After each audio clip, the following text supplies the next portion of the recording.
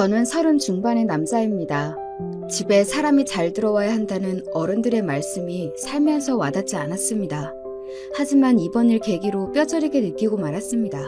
바로 형수 때문이었습니다. 제 사연이 너무 기가 막히고 코가 막힐 정도로 어이가 없지만 이곳에서 나누고 싶습니다. 저에게는 7살 많은 형이 있습니다. 형은 어린 시절부터 공부도 잘하고 성격도 좋은 편입니다. 친구들도 많았고 혼자 여행 다니는 것을 좋아해 결혼이 늦어졌습니다. 작년 이맘때 형 나이 42에 결혼했습니다. 저도 결혼한 상태였기에 우리 형제는 모두 짝을 찾았는데요. 형은 여행을 그만두고 늦게나마 전공을 되찾아 변호사가 되었고 저도 건설회사에 입사해서 평범하게 회사 생활을 하고 있었습니다. 평소 저는 형을 유달리 따랐기에 좋은 사람이 형수가 되었으면 좋겠다고 생각했습니다. 그런데 사람 일은 뜻대로 되는 것이 하나도 없더군요. 저는 형보다는 3년 정도 먼저 결혼했습니다. 아내는 선배가 입원해 있던 척추 전문병원 간호사였습니다. 허리 디스크로 입원하게 된 선배 때문에 자주 방문하다 서로 첫눈에 반해 사귀게 되었고 1년여 만남 끝에 결혼까지 하게 되었습니다. 조용하고 맡은 바 일을 열심히 하는 아내가 무척 사랑스러웠습니다. 게다가 아버지와 외할머니께 진심으로 위하는 모습에 늘 고마워하면서 살고 있었습니다. 저는 지금 어머니가 안 계십니다. 슬프게도 5년 전 형이 변호사가 되자마자 교통사고로 돌아가셨고 그때부터 아버지가 엄마의 엄마인 외할머니를 모시고 살았습니다. 교사였던 어머니를 대신해서 저를 돌봐주신 엄마 같은 존재인 할머니는 애석하게도 어머니가 돌아가신 후에 건강이 나빠져 치매 초기라는 판정을 받았습니다. 그때는 우리 집에 우환이 다 몰려오는 것 같아 걱정이 많았는데요. 다행히도 아버지의 노력으로 더 나빠지지 않고 그대로 유지하고 계십니다. 저도 어린 시절 늘 할머니와 함께 자고 먹고 하는 통에 정이 참 많이 들었습니다. 하지만 가끔 너희 엄마는 어디 있니? 아직 퇴근 전이니? 언제 오는데? 이렇게 말씀하시기 때문에 눈물이 핑 돌기도 했습니다. 하지만 제 아내가 오면 할머니 표정이 밝아지세요. 제 아내가 좋아하는 반찬도 만들어 드리고 할머니와 목욕탕도 함께 가니 저는 늘 고마웠습니다. 저처럼 건설회사에 다니신 아버지는 퇴직금과 저축, 어머니 보험금을 합쳐 건물을 하나 사셨습니다. 지인 소개로 구매한 구청 근처의 8층 건물이었습니다. 형수는 그 건물에 입주한 치과 의사였습니다. 형의 변호사 사무실도 거기에 있었기에 두 사람은 자연스럽게 연결이 되었다고 합니다. 아버지는 한시름 놓았다며 엄마 묘 앞에서 우실 정도로 형제의 결혼을 바라셨는데요.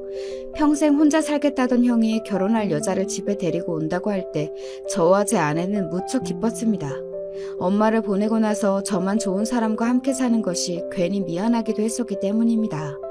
치과 의사라는 직업보다 형수가 아내보다 한 살이라도 위라서 다행이구나 싶었습니다. 동서지간에도 사열이 있는데 나이가 많은 형님한테 존대하는 것이 편하니까요. 인사 오는 당일 식사 준비를 도우미 아줌마가 한다고 해도 아내가 퇴근 후 음식을 직접 만들어서 상을 차렸습니다. 정성이 고맙다며 아버지가 좋아하셨습니다. 형은 번거로우니 외부에서 밥을 먹자고 했지만 자신도 할머니가 끓여주신 만둣국이 너무 맛있어서 결혼을 결정했다고 우스갯소리도 하더군요. 솜씨는 없지만 형님을 위해 집밥 차려드리겠다는 아내의 뜻이었습니다.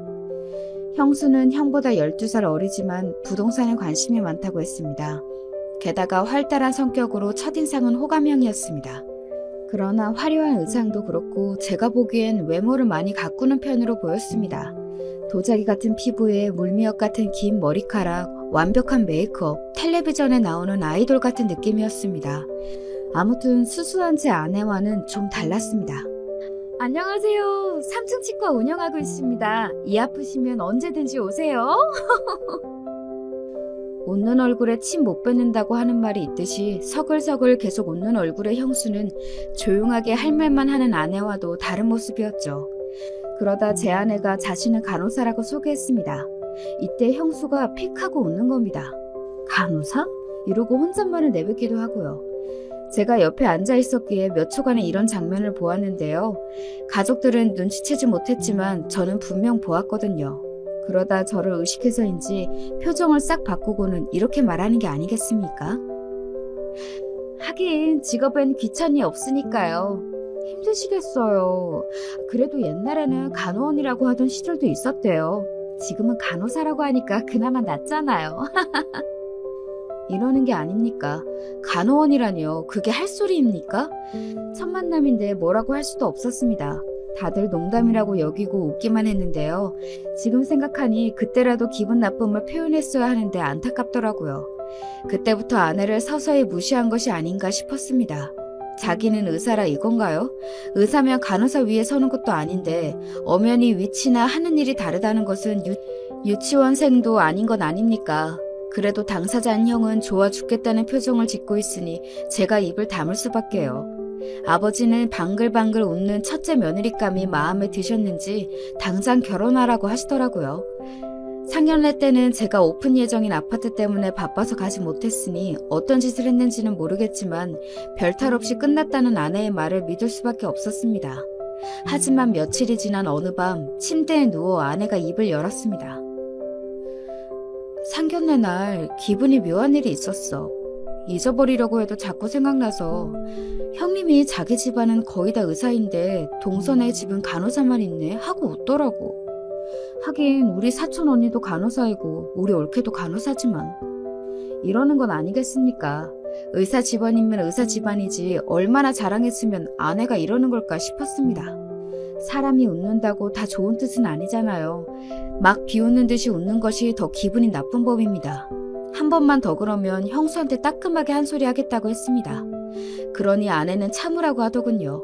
결혼한 새댁한테 한마디가 상처가 되는 법이라고 기분이 나빴다고 하면서도 형수 편을 드는 아내를 보니 갑자기 속상했습니다. 도대체 그 형수는 왜 그러는 걸까요? 주변에도 의사인 친구가 있지만 간호사를 무시하는 일은 없던데 말입니다. 아무튼 형수는 이해가 되지 않았습니다. 더 기분 나쁜 것은 바로 결혼식이었습니다. 제주도에서 작은 결혼식을 하겠다고 하더니 막상 가서 보니 성대한 결혼식이었습니다. 바다가 보이는 호텔 잔디밭에서 오케스트라 협연부터 비싼 생화 장식에다 바다까지 만찬, 심지어 가수까지 초청해 축가를 부르더군요. 마치 외국 영화에서 보는 장면 같았습니다. 예식장에서 20분 만에 해결한 저희가 어색할 정도였습니다.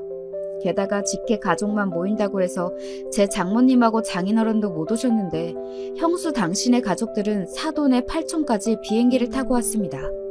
비용이 얼마인지 어마어마할 텐데 모두 형이네 모양이었습니다.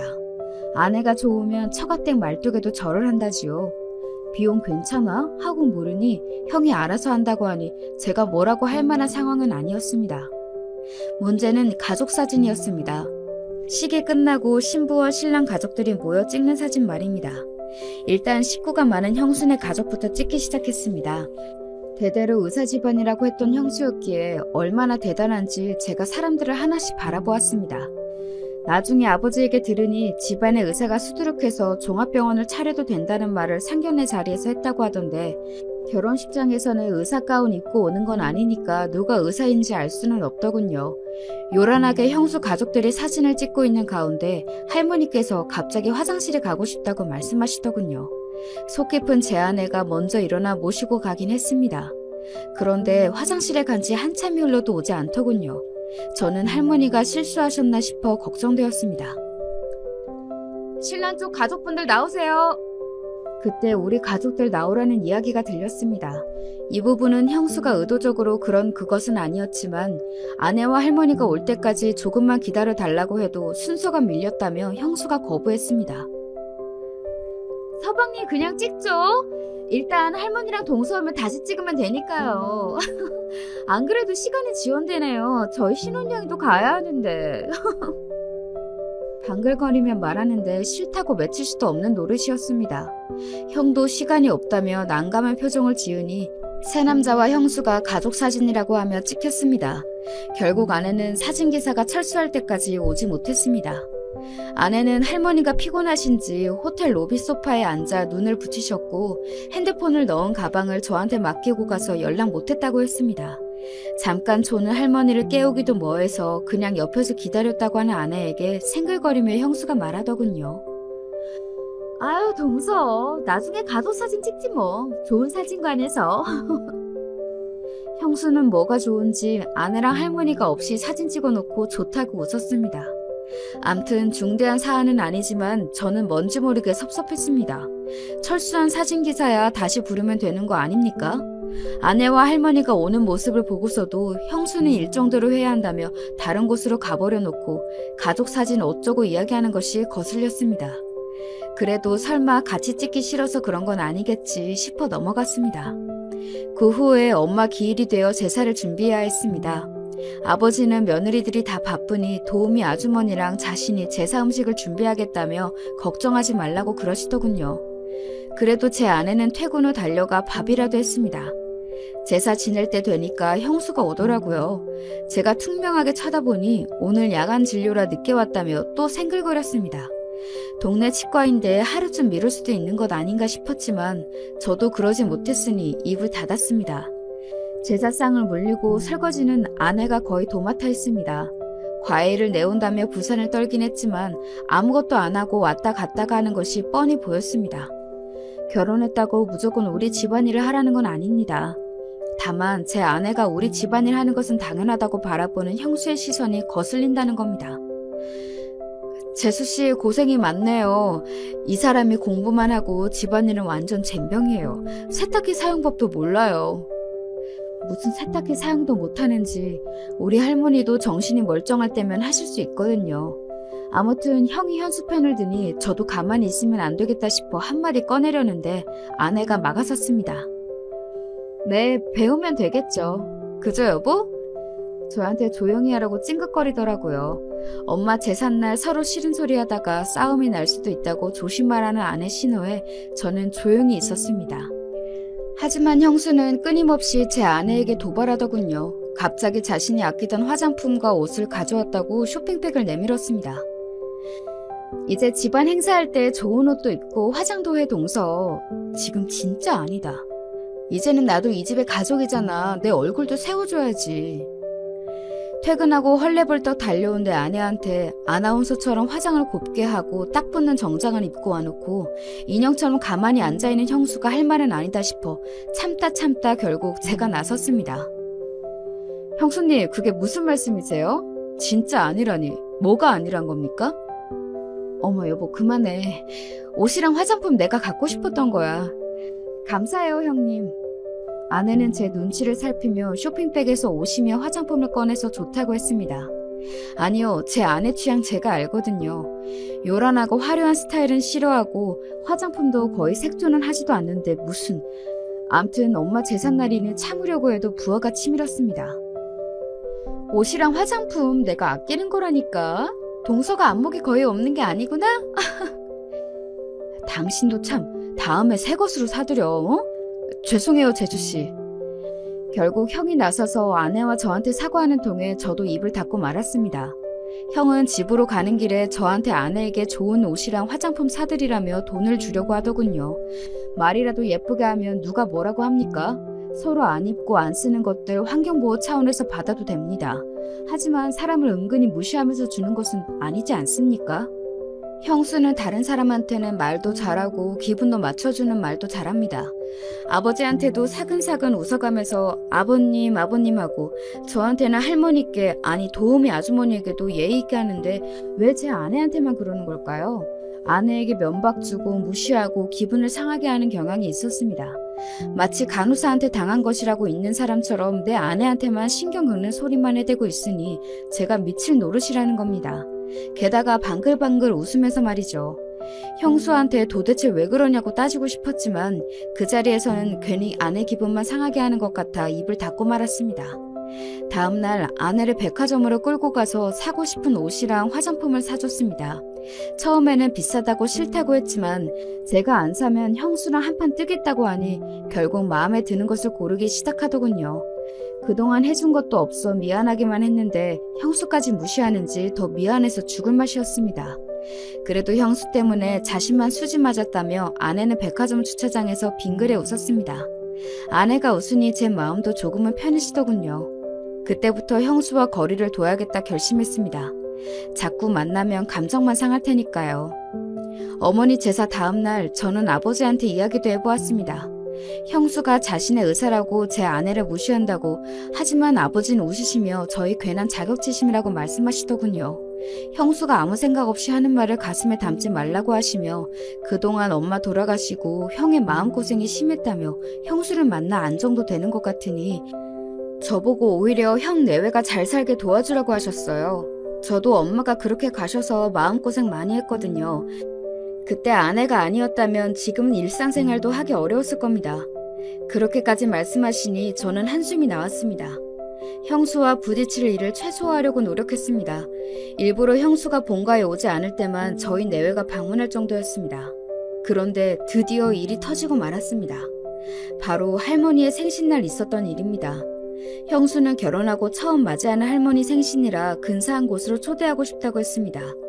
호텔에서 하룻밤을 보내고 식사도 하고 풀파티 형식으로 진행하고 싶다나요? 형이랑 둘이 하면 될 것을 왜 할머니 생신날 한다는 건지 이해는 되지 않았습니다. 요사이 형이 바빠서 겸사겸사 놀고 싶기도 하고 할머니한테 잘 보이고 싶은 마음에 형수 혼자 신나게 계획을 세웠지만 할머니는 갑자기 콩국수가 드시고 싶다고 했습니다. 그것도 예전에 사시던 곳에서 먹던 콩국수 집에서 말입니다. 호텔이라고 하면 제주도에서 가봤다며 자신의 생일날에는 먹고 싶은 콩국수 이야기만 하시는데 제 아내가 나설 수밖에 없었습니다. 아쉽게도 할머니가 가고 싶다는 곳은 폐업했고 근처에서 그 가게 사장 자녀들이 하는 곳을 겨우 찾아냈습니다. 서울 근교 유원지였고 다행히 방갈로 같은 방도 있다고 하니 거기라도 모시고 가자고 했습니다. 형수는 이미 예약했다며 펄펄 뛰었습니다. 자신의 일정을 거부하고 이상한 유원지에 콩국수를 먹을 수는 없다고 했지만 할머니의 뜻을 꺾지 못했습니다. 일단 제 차로 할머니와 아버지, 아내가 이동했습니다. 근처에 계곡도 있고 산도 보이는 곳이었습니다. 메뉴도 콩국수 이외에 수육이나 백숙도 있어 다양하게 시켜보았습니다. 예약한 방에다가 과일이며 떡을 차려놓으니 생일상이나 다름없었습니다. 뒤늦게 형 내외가 도착했고 우리는 소박한 할머니의 생일 파티를 시작했습니다. 이때 엄마가 있으면 얼마나 좋을까 싶었습니다. 형은 그동안 바빠서 집안 행사에 참석하지 않았는데 결혼하니 이렇게 다 모인 거라며 아버지와 할머니가 좋아하셨습니다. 그 집 콩국수 너희들 엄마가 제일 좋아한 거야. 그때랑 맛이 비슷하네. 좋구나. 할머니는 엄마가 그리워서 콩국수 이야기하신 모양이었습니다.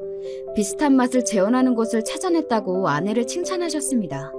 할머니 때문에 호텔 파티 위약금까지 냈다며 약간 투정하듯 이야기하던 형수도 이내 입을 닫았습니다. 형수는 아까 이 가게에 들어서자마자 인상을 구겼습니다. 드레스 같은 원피스가 흙바닥에 쓸리니 기분이 상했을 겁니다. 서울 근교 유원지라고 몇 번이나 말했는데 궁전 파티도 아니고 왜 저렇게 옷을 입은지 모를 일입니다. 그래도 맛있는 것은 알아서 국산 콩 같다며 콩국수는 한 그릇 먹긴 했습니다.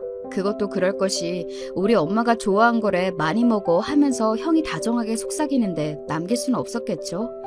그 모습을 사랑스럽게 바라보는 형의 얼굴을 보니 형수를 좋게 봐야겠구나 싶었습니다. 아내한테만 재수없는 언행만 안 한다면 말이죠.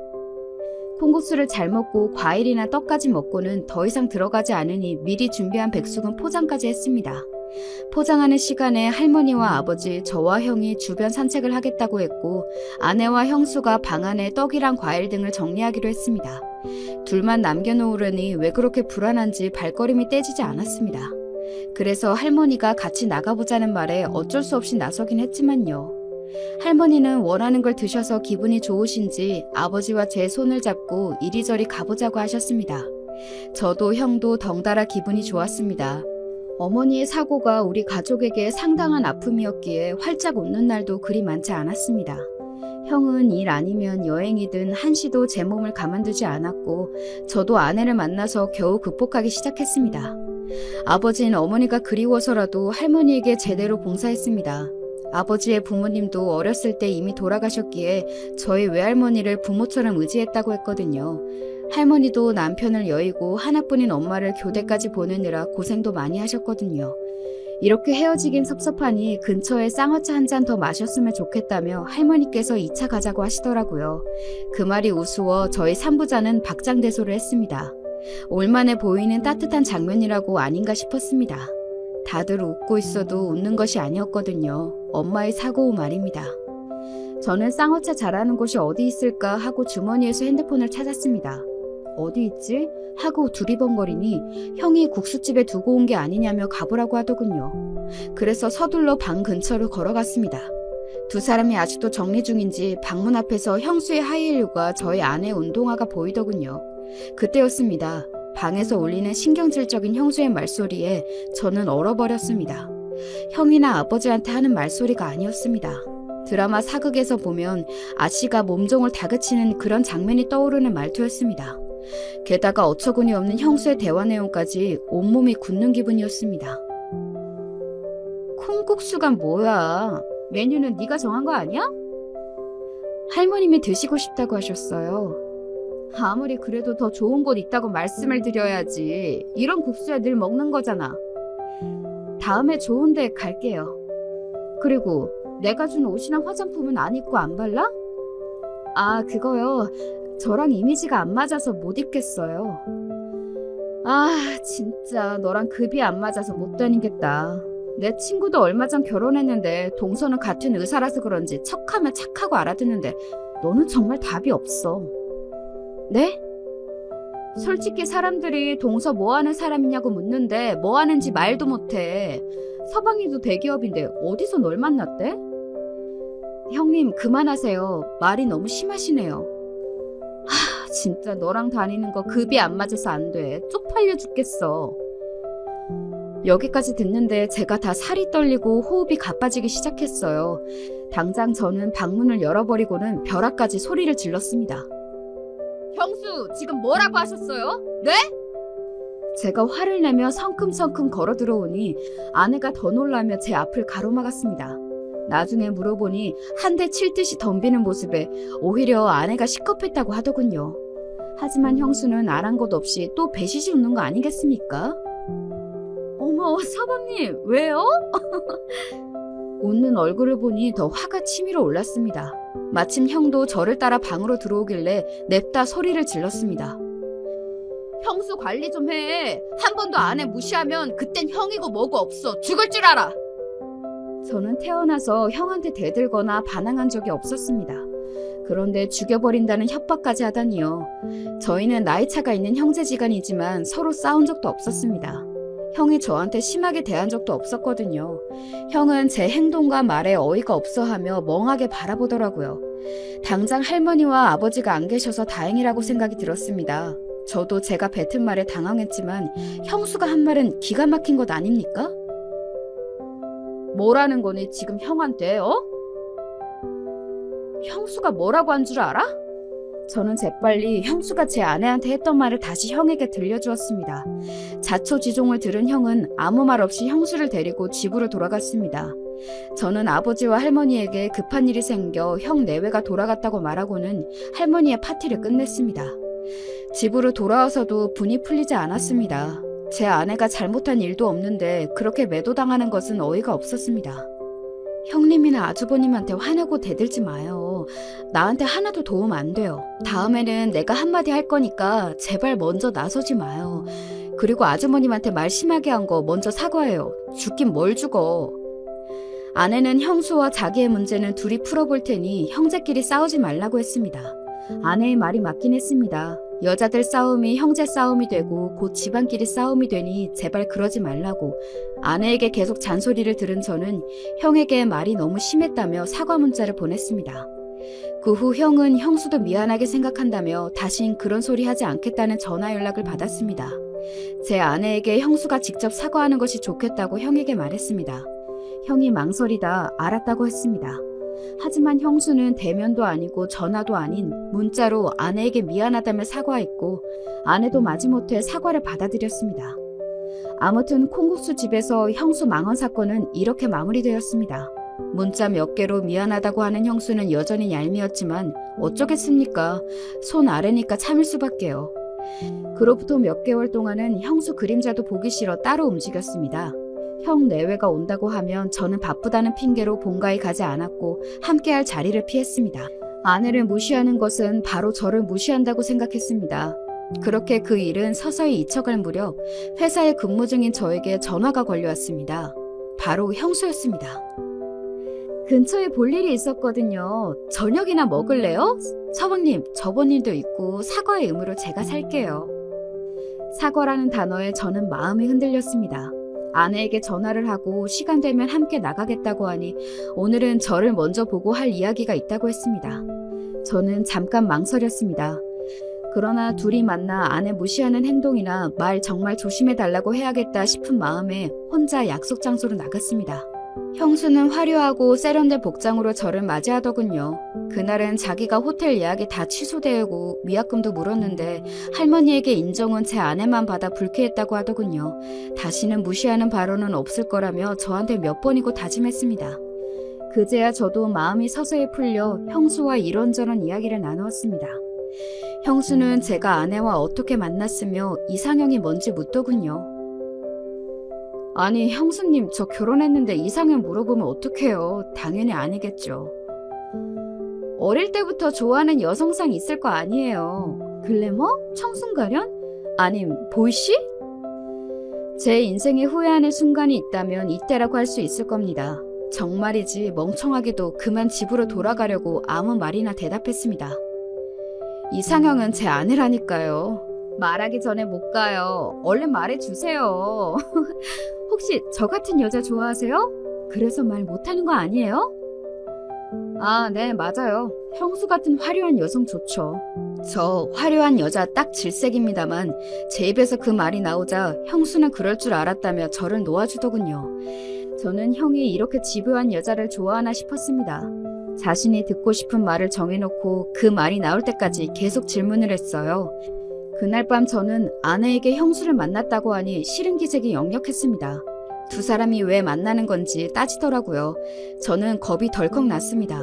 평소 싫은 소리 할 줄 모르는 아내가 형수랑 제가 단둘이 만났다고 하니 싫어하는 겁니다. 그래서 저는 형수한테 당신 무시하며 가만 안 둔다고 화만 내고 왔다며 변명 아닌 변명을 했습니다. 아내는 다음에 다 같이 보는 것이 좋겠다며 저한테 충고하더군요. 아주버님이 싫어하면 어쩌려고 둘이 만나? 당신은 내가 아주버님하고 단둘이 보면 좋아? 그니까 다음에 다 같이 보던지 아니면 본가에서 만나. 저는 왜 이리 생각이 짧을까요? 저는 아내만 생각해서 형수를 본 건데 아내는 여러 가지 상황을 감안하고 있던 겁니다. 저는 알겠다고 하고 잠자리에 들었습니다. 이상형 이야기는 괜히 했나 싶기도 하고 이리저리 뒤척거리다 잠이 들었습니다. 그런데 말입니다. 문제는 더 심각해졌습니다. 가끔 형수가 회사로 찾아오는 겁니다. 커피 사들고 왔는데 잠깐 내려와라. 샌드위치 사왔다. 저녁은 먹었나. 급기야 바에서 와인 한잔 하자는 겁니다. 커피나 도시락은 주는 거니 어쩔 수 없이 받아 마시고 먹었습니다. 제 것만 사온 것도 아니고 회사 우리 부서 사람들도 나눠줄 정도도 사왔더군요. 하지만 아내 말대로 단둘이 보는 것은 아니라는 생각에 다른 만남은 바쁘다고 다 거부했습니다. 그랬더니 아예 연락도 없이 퇴근 시간에 회사 앞에서 기다리는 것이 아니겠습니까? 그것도 혼자가 아니었습니다. 자신과 비슷한 옷차림에 배시시 웃는 미소까지 닮은 후배야 말입니다. 내 후배인데 피부과 의사. 지나가는 길에 서방님 생각이 나서요. 오늘은 시간 되죠? 그동안 얻어먹은 것도 있으니 후배랑 같이 왔다는데 밥을 안 살 수도 없고 저는 근처 캐주얼 레스토랑으로 갔습니다. 저는 커피나 빵으로 간단히 먹자고 하려고 했는데 이 사람들은 와인을 시키는 건 아니겠습니까? 졸지에 형수와 형수 후배 저는 술자리를 가졌습니다. 물론 저는 술도 안 마시고 1시간 있다가 일이 있다고 일어나긴 했습니다. 도대체 왜 저러는지 이해가 되지 않았습니다. 아내에게도 더 이상 형수가 찾아왔다고 말하기도 싫었습니다. 그 후 더 이상한 것은 형수의 연락은 하지 않았지만 그 후배라는 여자가 자꾸 문자로 말을 걸기 시작했습니다. 저번에 인사할 때 명함을 준 것이 화근이었던 걸까요? 제 번호를 알기에 계속 문자로 아는 체 하는 겁니다. 초반에는 예의상 대꾸하다가 더 이상 답을 하지 않았습니다. 형수와 마찬가지로 아랑곳 없이 하고픈 대로 하길래 저는 전화를 해서 이야기했습니다. 죄송하지만 그만 연락하시죠. 저희가 그럴 사이도 아닌데요. 어머, 그럴 사이는 뭔데요? 저도 이혼한 지 얼마 안 되었어요. 그냥 친구나 해요. 저도라니요? 누가 또 이혼이라도 했나요? 급기야 그 후배는 외롭다, 술이나 한 잔 사주면 안 될까 이런 식으로 회사로 전화가 왔습니다. 저는 싫다고 거절을 분명히 했는데 어느 날 회사 앞에서 기다리는 게 아니겠습니까? 그날 결혼 기념일이라 아내와 회사 근처에서 만나기로 했기에 가슴이 덜컥 내려앉았습니다. 이 모습을 아내가 보기라도 하면 어쩌나 싶었습니다. 도대체 왜 이러는지 정확히 물어보기 위해 통창이 시원하게 뚫린 카페로 여자를 데리고 갔습니다. 으슥한 곳은 가기도 싫었기 때문입니다. 거기서 황당무계한 이야기를 들었습니다. 형수가 제가 곧 이혼할 거니 잘 지내보라고 했다는 겁니다. 자기는 의사 동서를 두고 싶다면서요. 이 정도면 막장 드라마감 아닙니까? 저는 그 후배에게 다신 연락도 하지 말고 찾아오지 말라고 했습니다. 또 그럼 경찰에 신고하겠다고 으름장을 놓았습니다. 형수를 가만두지 말아야겠다고 벌떡 일어나 가려는 순간 그 앞에 아내가 서 있지 뭡니까? 당신 여기 어떻게 알고 왔어? 어떻게 된 상황이냐면 제가 입을 떼기도 전에 아내는 돌아서서 뛰쳐나가더라고요. 저도 쫓아보았지만 길에서 아무 택시나 잡아 황급히 사라졌습니다. 무슨 음모나 계략에 빠진 가련한 공주가 된 기분이었습니다. 아내에게 전화를 걸었지만 받지 않더군요. 저는 형수에게 전화를 걸었습니다. 저 같은 화려한 여자 좋다면서요. 잘해보세요. 그 친구는 서방님이 마음에 든대요. 내년에는 개업한다고 했어요. 서방님도 의사 안에 좋잖아요. 안 그래요? 너무 급이 안 맞으면 서방님 사회생활에도 문제가 생겨요. 야, 너 미쳤어? 어머, 서방님, 이상형 아니에요? 의사라니까요? 간호사 아니고요. 친구로 지내보세요. 그러다 2년이 닿으면 오빠가 여보 당신 되는 거죠. 뭐라고? 완전 미쳤네, 이 여자가? 그래, 미쳤죠. 나 우습게 봤죠? 콩고수 집에서 한 대 치듯이 덤비는 게 말이 됩니까? 그날 우리 이혼할 뻔했어요. 알아? 나 그때 결심했어요. 서방님 이혼하는 꼴 내가 봐야겠다고 말이죠.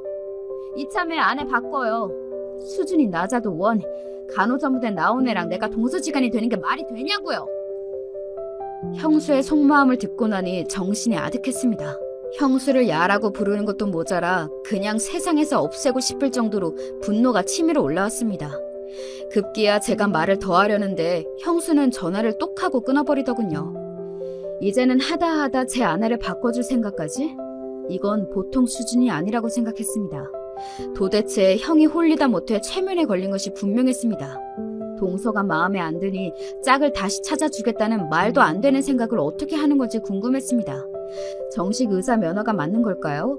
대한민국 의사망신은 형수 본인이 다 시키고 앉아 있었습니다. 형수네 집으로 가는 차 안에서 아내에게 수십 번 전화했습니다. 모두 받지 않자 저는 문자라도 보냈습니다.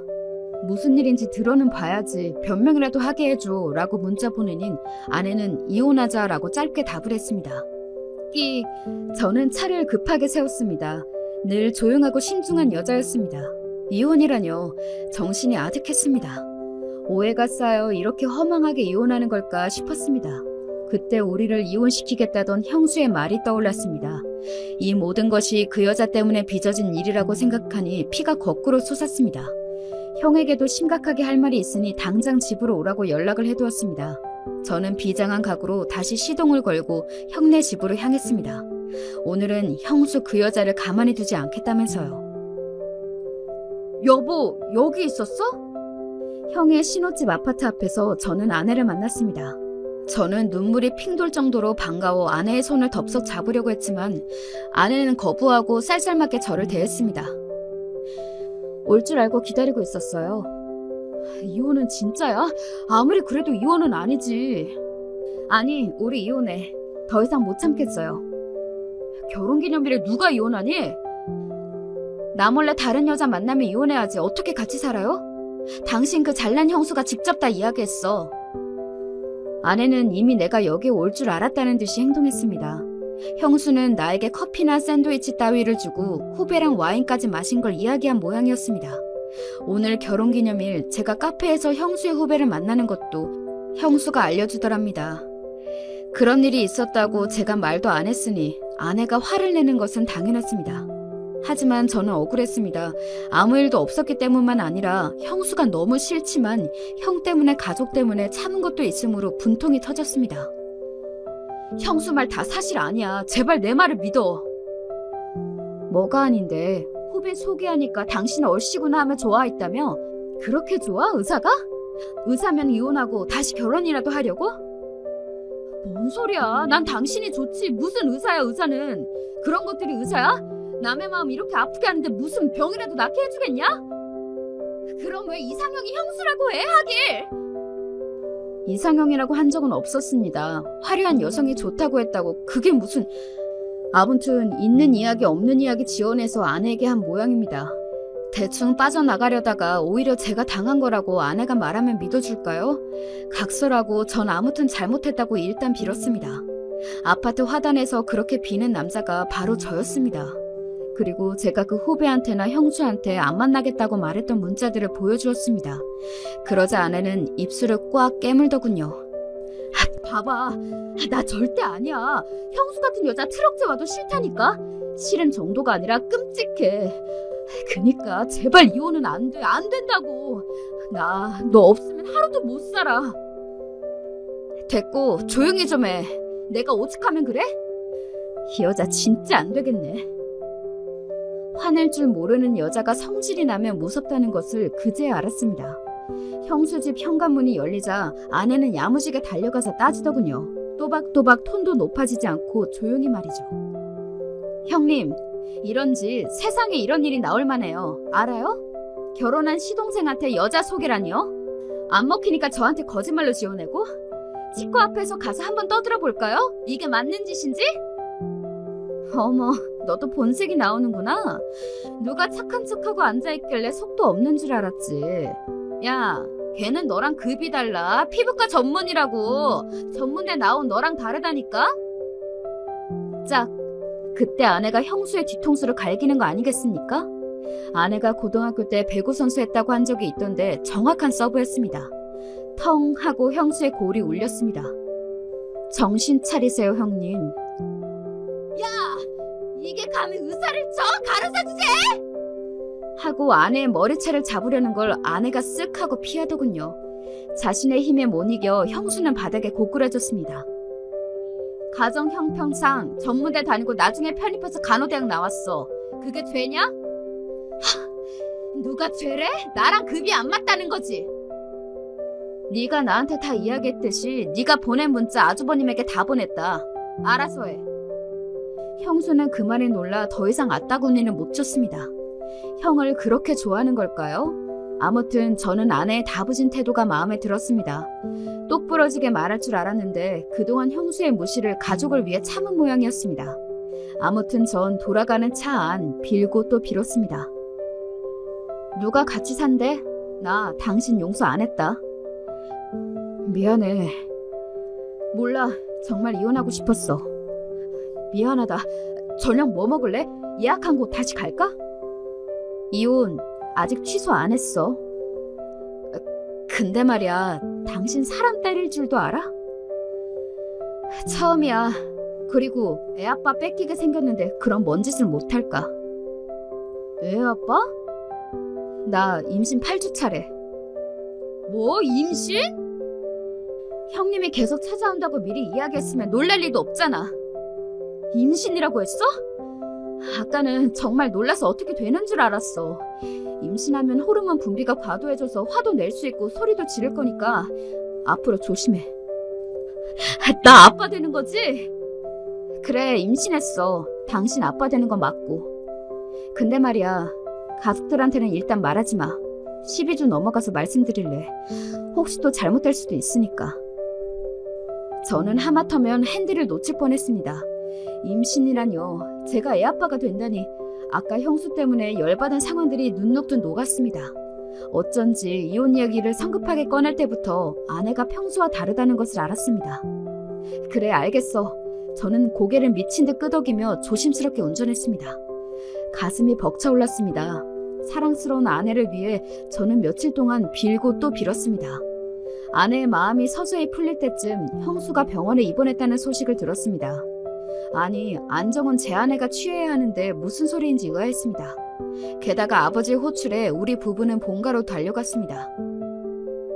너희들 만나고 형수가 유산했대. 도대체 너희들 어쩌고 다닌 거야, 어? 아가 너는 간호사라고 무시한다고 생각하니? 그리고 넌 형수가 너한테 흑심 있다고 여기는 거야? 그게 말이야? 네 형은 이제 이혼한다고 말하고 잠적했대. 내가 너희들한테 부탁했잖아. 형 내외 잘 봐달라고. 아버지의 불호령이 우리 부부에게 떨어졌습니다. 적반하장도 유분수지. 그 여자 진짜 몹쓸 사람이었습니다. 유산이라니 어이가 없었습니다. 그런 험한 일은 제 아내가 당할 뻔했기 때문입니다. 그런데 저희한테 덮어씌우다니요. 형수가 임신한 것은 맞는지도 저는 의심스러웠습니다. 아버지, 제 이야기 좀 들어보세요. 듣기 싫어. 당장 병원으로 가자. 너희들이 뭘 잘못했으니 그런 일이 생기지. 당장 사과하러 가자니까. 저와 아내는 아버지에게 우리 임신했습니다 라는 이야기하지 못했습니다. 차마 형수의 유산이 사실이라면 어떡하나 싶었습니다. 그래도 할 말은 해야 한다고 생각했습니다. 저는 아버지에게 그동안 일을 말씀드렸습니다. 콩국수 집부터 형수의 후배 이야기까지 며칠 전에 아내와 형수에게 있었던 일도 말입니다. 아가 모두 사실이냐? 네. 아버지, 그리고 저희는 10달 뒤에 아기 생겨요. 형수 일은 안타깝지만요. 정말 저희는 몰랐습니다.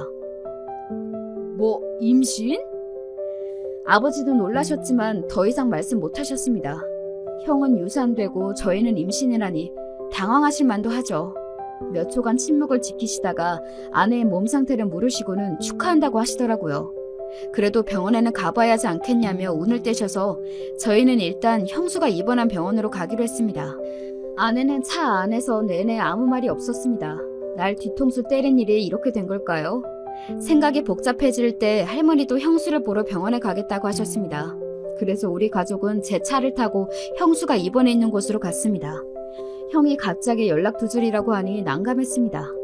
형은 화가 나고 속이 답답하며 무작정 여행을 떠나는 버릇이 있었습니다. 아무튼 병원으로 가는 차 안은 냉기가 감돌았습니다. 아버지가 된 후에는 다른 아기가 잘못되었다는 말만 들어도 가슴이 철렁했습니다. 형수 집까지 찾아가지 말 걸 그랬나 온갖 상념이 저를 사로잡았습니다. 병원에 도착하니 형수는 VIP 입원실에 있다고 하더군요. 형수의 작은아버지가 근무하는 종합병원이었습니다. 병원 앞에 다다르자 할머니께서 갑자기 큰 실례를 하셨습니다. 할머니의 상태가 요즘은 나빠지고 있는지 배변 실수를 자주 하셨습니다. 그러나 아내는 치매 탓이 아니라 긴장하고 놀라면 그럴 수 있다고 했습니다. 형수의 유산이나 형의 잠적 이런 상황들이 할머니를 힘들게 한 모양이었습니다. 게다가 저희의 임신은 타이밍이 좋지 않아 보여 안타까워하셨습니다. 내가 낮에 뭘 잘못 먹었나 큰일을 봤네. 어쩌니. 아니에요 할머니, 제가 도와드릴게요. 그래 오냐오냐 미안해. 아내는 괜찮다며 병원 화장실로 할머니를 모셨고 저는 근처 속옷 가게로 달려가 갈아입을 것들을 사러 갔습니다. 아버지는 먼저 형수를 만나보겠다고 올라가셨습니다. 할머니는 아내의 능숙한 대처와 다독이는 태도 때문인지 다시 정신을 차리게 되셨고 옷도 다 갈아입으셨습니다. 병원 로비에서 물을 나눠 마시며 안정을 취하는 사이 아버지가 얼굴이 굳은 채 내려오셨습니다. 저희도 올라가 볼게요. 많이 안 좋다고 하나요? 안 가도 된다. 다시 집으로 가자꾸나. 이러는 것 아닙니까? 저희는 의아했지만 아버지의 굳은 표정이 너무 서늘했습니다. 집으로 돌아와 한참 소파에 멍하게 앉아있던 아버지가 아내에게 말했습니다.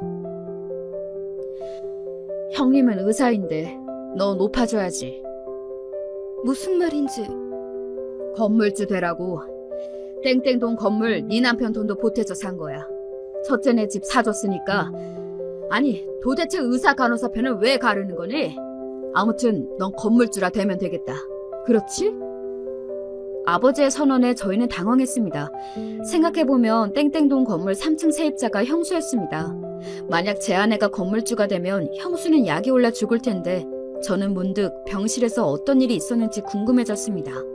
임신 축하 파티라도 하자며 아버지는 일어나 아끼시던 양주를 꺼내셨습니다. 알고 보니 아버지가 병실 안으로 들어갔을 때는 형수가 화장실에서 누구와 통화를 하고 있던 모양이었습니다. 열받아서 유산했다고 뻥쳤어. 남편 시동생하고 그 간호사 그년이 둘이 때로 덤비더라. 게다가 그날 밤에는 남편도 실망했다고 그러지. 게다가 연락도 안 돼. 방법이 없잖아. 거짓말이라도 쳐야지.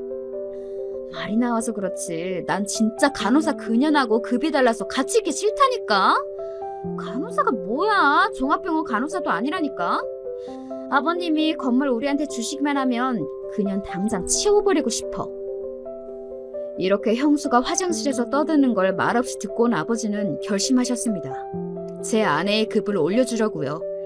물론 간호사가 낫다는 것이 아닙니다. 하지만 그 형수의 수준에서 급을 올리는 것은 그 방법밖에 없었습니다. 아버지가 형이 운영하는 변호사 사무실로 찾아왔습니다.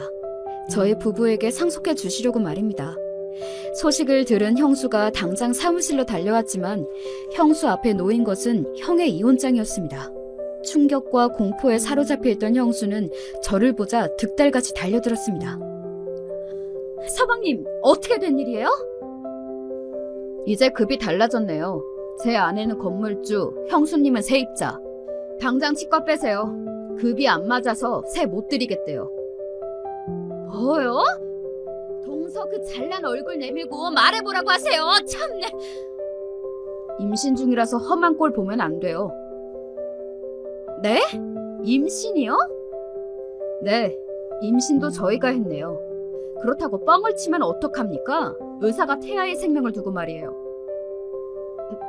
뭐라고요? 형수는 얼굴이 백지창처럼 하얗게 변했습니다. 그러나 건물 뺏긴 걸 생각하니 열받아 죽으려는 형수를 뒤로하고 저는 아내가 사오라고 했던 티라미수 케이크를 사러 갔습니다. 그날따라 달콤한 것이 입에 사르르 더 잘 녹았습니다. 그 후에는 형수와 형은 이혼했고 형수의 치과는 저희 건물에서 빠졌습니다. 여기까지 오느라 저희 부부 기가 막히고 코가 막혔습니다만 나중에는 뻥 뚫려 다행이지 뭡니까. 이혼하는 과정도 험난했습니다. 결정적인 것으로 형수의 후배가 증언도 해줬습니다. 저와 제 아내가 잘 지낸 것을 보고 충격을 받았다고 했습니다. 형수가 자신을 이용할 줄을 몰랐다면서 이 여자도 형수와 자신은 급이 다르다고 하더라고요. 참네, 사람도 급이 있나요? 하여간 집안에 사람이 잘 들어와야 하는 것은 맞겠죠. 형수의 등장으로 저희는 화병이 날 뻔했지만 이렇게 극복했습니다. 그 후에는 그리고 아버지와 할머니, 저희 부부, 여행에서 돌아온 형, 그리고 기어다니면서 저질에 많이 하는 우리 딸까지 잘 지내고 있습니다.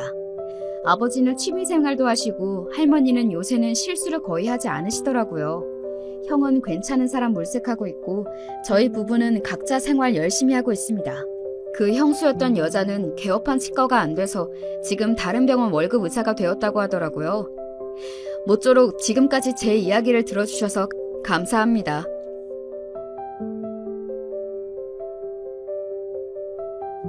안녕하세요. 각양각색의 이야기 보따리를 매일 풀어주시는 저에겐 무척 고마운 존재인 사연에 빠지다에 오늘은 제가 한번 사연을 신청해봅니다. 꿈 많고 혈기왕성하기만 했던 소녀 시절이 그리고 아가씨 때가 꼭 엊그제 같은데 이젠 나이가 꽤 지긋하게 들어버린 여자기 때문에 이야기를 풀어내는 게 미흡하더라도 너그러운 마음으로 감안을 해주세요. 저는 5남매 중에 둘째로 태어났어요. 제 위에 있는 장남인 오빠가 어릴 때부터 성정이 좀 되바라진 사람이었어요. 젊은 시절을 속된 말로 아주 한량, 양아치처럼 보냈죠. 유년 시절 중에서 딱 4년을 집안 사정으로 오빠가 큰 고 못되게 보내져서 지냈었는데 그게 뭔가 영향을 미친 것이 아니었겠냐고 자꾸만 친정 부모님께선 그쪽으로 추측을 하셨지만 진실은 지금도 알 길이 없네요. 이렇듯 잘나디 잘나신 오빠를 둔 덕분에 그 바로 아래인 제가 장녀 노릇을 아주 톡톡히 해야만 했었죠. 집안 형편이 썩 좋질 못했었거든요. 한 푼이라도 더 벌기 위해 공사다망하셨던 친정 부모님이셨으니 제가 셋이나 되는 동생들을 일찍부터 다 돌보며 지냈습니다. 지금 생각해보면 저는 못난이 오빠를 대신해서 친정엄마께 힘이 되어드리고 싶은 장녀가 되고 싶단 바람과 인정과 애정을 다른 형제들보다 더 받고 싶다는 욕구가 기본적으로 있었던 듯 싶어요. 그러니 아주 사명감을 갖고 집안일을 했던 것이겠죠. 동생들은 말을 지지리도 안 들었습니다. 여동생이고 남동생이고 다 똑같았어요. 이것들이 나중에 세월이 다 흘러서 각자가 어렸을 적에 제 말을 착하게 잘 들었다고 주장하고 있는데요. 이것은 일방적인 주장입니다. 저는 결코 받아들일 수 없는 주장이죠.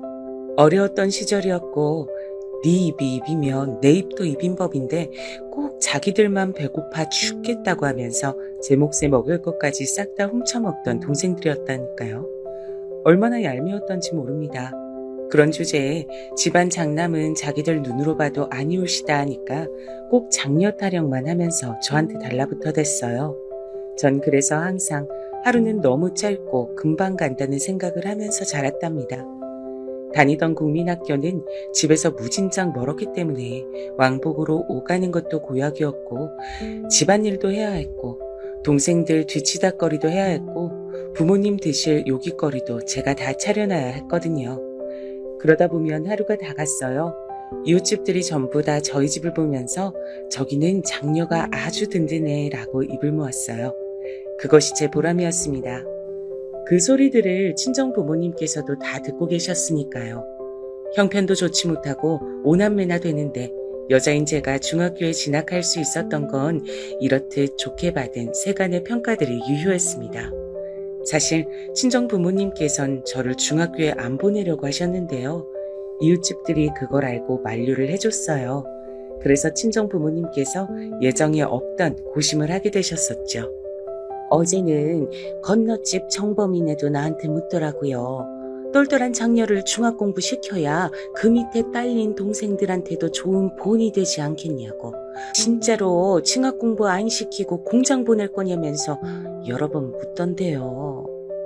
아이, 또 그랬단 말이야. 나 원참 이 동네 옆편네들은 왜 다 그 모양이야. 남의 집 자식이 어디 어떻게 학교 진학하나 안 하나 그걸 왜 들여다보면서 궁금해하고 참견질들을 하고 있어?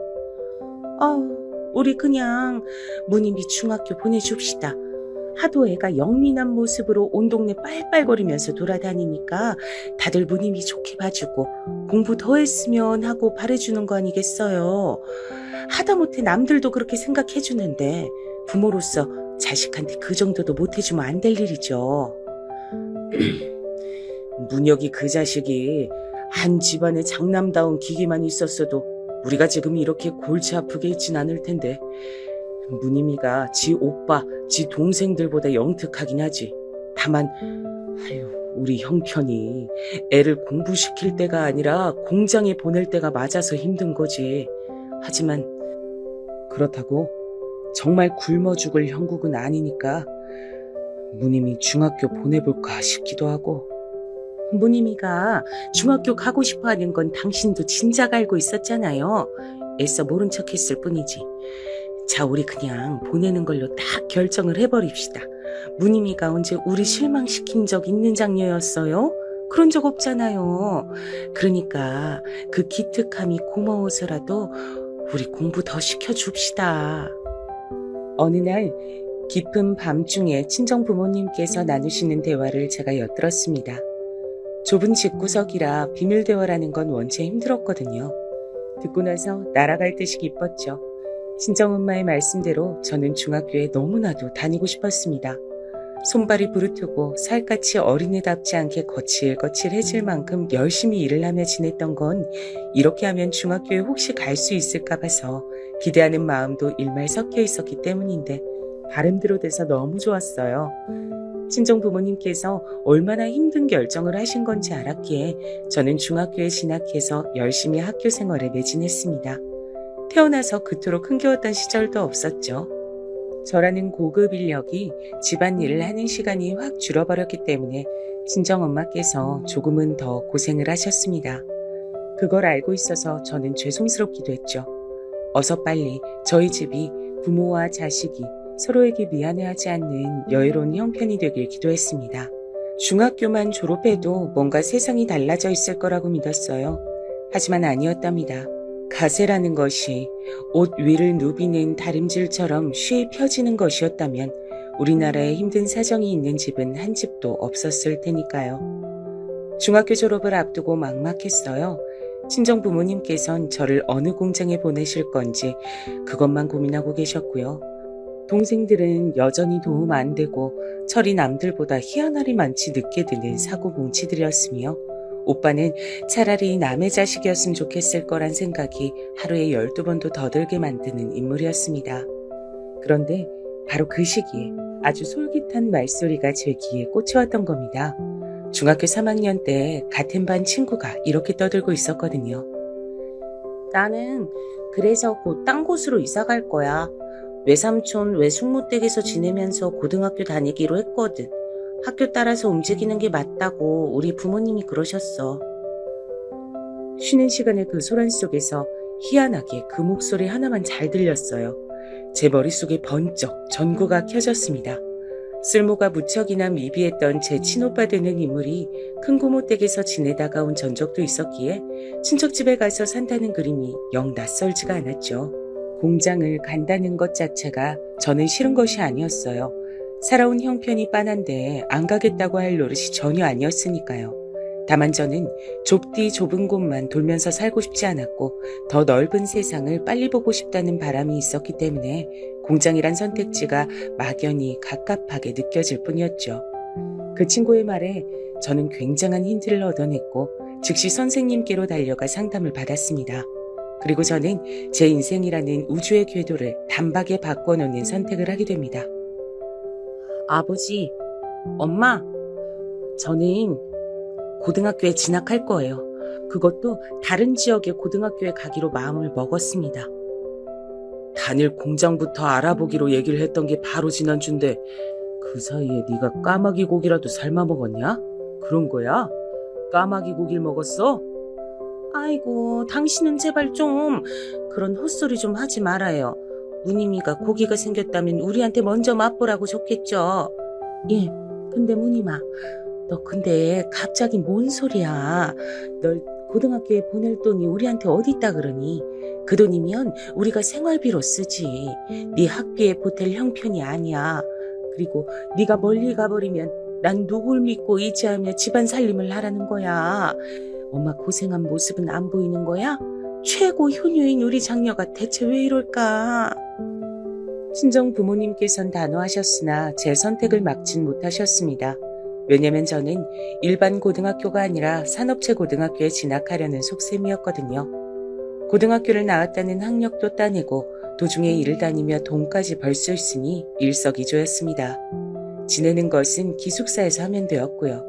제가 이미 다 고등학교를 알아봤다는 것까지 들으시곤 어쩔 수 없이 친정 부모님께선 허락을 해주셨어요. 그리고 제가 돈을 벌어서 집에 보내드리자 그것을 받으시곤 그제야 고맙다, 네가 옳았나 보다 라고 하셨죠. 저는 낮에 공장에서 쉼없이 일을 했고요. 밤에는 야간으로 수업을 들으며 공부를 했습니다. 늦은 시각에 기숙사로 기어들어가서 허기진 배를 움켜쥐며 잠을 청하는 건 모든 학생들이 다 동일했죠. 저는 바로 이때 가히 일생일대의 인연을 만나고 말았던 것입니다. 너 거기서 뭐해? 그거 이미 다 상한 빵 아니야? 딱 봐도 상한 모양새인데? 대체 너는 그걸 왜 먹고 있어? 아무리 밤에 출출해도 그렇지 상한 걸 먹으면 배탈 나. 나도 알아. 빵이 너무 맛있고 귀한 것 같아서 아끼면서 며칠에 걸쳐 야금야금 먹다 보니 이렇게 되고 말았는데 그렇다고 버릴 수는 없으니까 그냥 내가 마저 먹으려고 하는 거야. 충고해준 건 고마워. 이해가 안 되네. 못 버릴 이유가 왜 있어? 쓰레기통이 어디 있는지 몰라서 그러는 거면 내가 알려줄게. 나는 기숙사의 쓰레기통 위치를 훤하게 꿰고 있거든. 그렇겠지. 너는 모르는 게 없는 애 같으니까. 하지만 나는 어쨌든 이걸 버릴 순 없어. 왜냐면 이건 우리 엄마가 주신 빵이란 말이야. 집안 형편이 좋지 못해서 빵은 거의 못 먹어봤어. 그런데 우리 엄마가 나 먹으라고, 먹고 힘내라고 모처럼 빵을 사다 주셨는데 바보같이 야금야금 먹는 바람에 이렇게 됐으니 상한 부분은 참고 먹어야지. 늦은 밤중에 상태가 안 좋아 보이는 빵을 먹고 있던 친구가 있었어요. 밤인데도 머리를 유달리 꽉 조여서 하나로 단정히 묶고 있는 게 특징인 친구였습니다. 그리고 여태까지 저는 이 친구를 몇 번 마주쳤었지만 이렇듯 말을 하는 모습을 본 게 처음이란 사실을 곧 깨달았죠. 인상부터가 차분하고 말수가 적을 것처럼 보이는 친구였어요. 호기심에 눈을 곧잘 빛내곤 했던 저와는 상반된 인상의 소유자였죠. 상한 빵을 우물거리고 있었던 진짜 이유를 듣고 나자 저는 왠지 그 친구를 그냥 지나치기 어려워서 저도 모르게 그 옆에 앉고 말았습니다. 이름이 뭐냐고 물었더니 머뭇거리면서도 최남순이라고 알려주더군요. 그러면서 덧붙인 말이 신기했습니다. 너는 박무님이지? 알고 있어. 너는 성격이 활발하고 선생님한테 질문도 많이 하잖아. 그래서 알고 있었어. 정말? 그거 내가 그동안 너무 설쳤다는 뜻이지? 충고 고마워. 앞으로는 자중할게. 그런 거 아닌데? 절대 아니야. 나는 그냥 네 성격이 부럽고 좋아 보인다는 뜻이었어. 정말이야. 남순이의 이름을 처음 알게 된 건 바로 그 순간이었죠. 당황하던 남순이는 제 장난기 짙은 표정을 보고 나서야 제가 그저 농담을 했을 뿐이라는 걸 알아차렸습니다. 저는 웃으며 빵을 다 먹을 동안 옆에 있어주겠다 했어요. 비단 상하기만 했을 뿐 아니라 눈물 젖은 빵인 것 같다는 느낌이 왠지 모르게 들고 있었기 때문입니다. 혼자 어둑한 기숙사 복도 계단에서 앉아 먹기엔 너무나도 외로운 빵이었죠. 남순이는 천천히 빵을 먹기 시작했고 이런 걸 굳이 먹는 자기가 우습고 이상해 보이진 않냐고 물었어요. 그래서 저는 동생들이 씹다가 뱉은 나물도 어릴 적에 먹으면서 컸다는 얘기를 해주었죠. 그러자 남순이가 화들짝 놀랐어요. 그 반응이 재밌어서 그랬던 것인지 아니면 서로가 편하게 느껴졌기 때문인지 저는 제 지난 얘기들을 꽤 늘어놨답니다. 그러는 동안 남순이는 웃기도 하고 심각해지기도 하면서 들어줬고요. 남순이가 원래는 이렇듯 누군가와 활발하게 대화를 교류하는 친구가 아닌 것을 저는 금세 알 수 있었습니다. 다른 친구들에게 남순이에 대해 물어봤더니 누구 하나 남순이와 제대로 대화를 나눠본 적이 없었기 때문이에요. 혼자 조용히 공부하는 애라서 굳이 아무도 먼저 말을 걸어본 적이 없었다 그랬죠. 성격도 외향적이고 어떤 친구든 가리지 않고 스스럼 없이 대화하는 저를 그동안 남순이가 좋게 봐왔기 때문에 저와 대화하는 그런 순간들이 만들어졌을 때 자기 딴엔 용기를 내서 말을 길게 꺼낸 것이란 사실을 시간이 좀 지났을 때 남순이가 그렇게 말을 해줘서 전 알 수 있었습니다. 그렇게 되었을 때는 이미 저희는 꽤 친한 친구 사이가 되어 있었죠. 서로의 속사정을 알고 나면 금세 가까워진다고 하잖아요. 저랑 남순이가 그런 경우였던 듯 싶어요. 제가 살아온 이모저모 그리고 왜 이런 고등학교에 진학하게 되었는가 하는 이유까지 듣게 된 남순이는 저를 친근하게 여기기 시작했죠. 저 또한 남순이의 집안 사정을 다 알고 나니까 심적으로 무척 가깝게 느껴졌어요. 저는 항상 집안에 도움 하나 안 되는 오빠 말고 의지할 수 있는 언니가 있었으면 좋겠다고 생각해온 아이였고 저랑 2살 차이밖에 안 나는 셋째가 남동생이 아니라 여동생이었다면 좋았을 거란 생각 역시도 해왔기 때문에 남순이가 마치 친자매처럼 여겨졌던 것 같아요. 남순이도 제법 다사다난한 집안 사정이 있는 친구였습니다. 남순이가 6살 되던 해에 친부가 집을 나가셨다네요. 당시에 남순이의 남동생이 고작 2살이었습니다. 그토록 어린 자식을 두고 친부께선 웬 도박인지 여자인지에 홀려서 집을 나가셨다고 해요. 남순이는 남동생과 외조부모님 밑에서 살기 시작했고 어머니께선 남매를 위해 하루 종일 돈을 버셨습니다. 그리고 남순이가 9살일 때 어머니께선 어떤 분과 만나기 시작하셨다 그래요. 남순이에게 이분은 계부나 다름이 없으셨죠. 하지만 무슨 영문인지 외조부모님 2분은 계부를 반대하셨고요. 어렸던 남순이는 그 이유를 모르고 지내다가 어머니의 손에 이끌려 남동생과 외가를 나왔고 계부와 함께 4 식구가 살게 됐죠. 하지만 그로부터 딱 1년 뒤 계부가 사기 범죄를 일으킨 뒤 잠적을 해버렸어요. 집에는 아무런 돈 될 것이 남아있지 않았고요. 사기 피해자들이 애꿎은 어머니와 남매를 비난하며 거의 죽일 기세였다고 합니다. 3 식구는 빈털터리가 된 채로 다시 외가를 향했죠. 외조부모님께선 엄하게 꼬집긴 하셨지만 자식 이기는 부모 없다고 다시 받아주셨다고 해요. 하지만 하늘도 무심한 비극이 벌어지고 말았어요. 외조부께서 남동생과 둘이 외출을 하셨다가 교통사고를 당하신 겁니다. 마지막 순간에 외조부께서는 당신의 손자를 품에 감싸셨고 현장에서 바로 돌아가셨어요. 살아남은 남동생은 몸과 마음이 남은 후유증으로 힘들어했죠. 원체 지병을 갖고 계셨던 외조모께선 청천벽력 같은 비극에 쓰러지셨고요. 어머니께선 모든 것이 당신의 탓이라며 크게 자책하셨고 죄인이 휴식을 취할 수 없다며 그 이전보다 더욱 몸을 혹사하시며 일거리를 찾아 돈을 버셨습니다. 남순이는 그런 어머니께 도움이 되드리고 싶어서 고등학교도 일자리도 놓치지 않겠다는 일념으로 이런 진학을 택한 것이었어요. 듣기 전에는 남순이가 그런 집안 사정을 지니고 있는 줄은 상상조차 못했지. 사람들은 저마다 아픔 어린 사연들을 가슴 깊숙한 곳에 안고서 살아가는구나. 남순이와 친해진 것은 저로 하여금 다른 사람들의 인생에 대해 태어나서 처음으로 생각해보는 계기가 됐습니다. 저는 밝고 씩씩하게 구는 것을 잘하는 아이였으나 사실 그것은 오래된 습관이자 버릇 같은 것일 뿐 속으로는 힘들다는 소리를 가장 많이 삼켜넘기는 아이였어요. 저는 겉으로 드러나는 저보다 속으로 담긴 제 모습이 진짜 저라고 여겼습니다. 그래서 남순이가 좋았던 것 같아요. 남순이와 교류를 하면 할수록 저는 편하게 껍데기를 내려놓는 기분이 들었죠.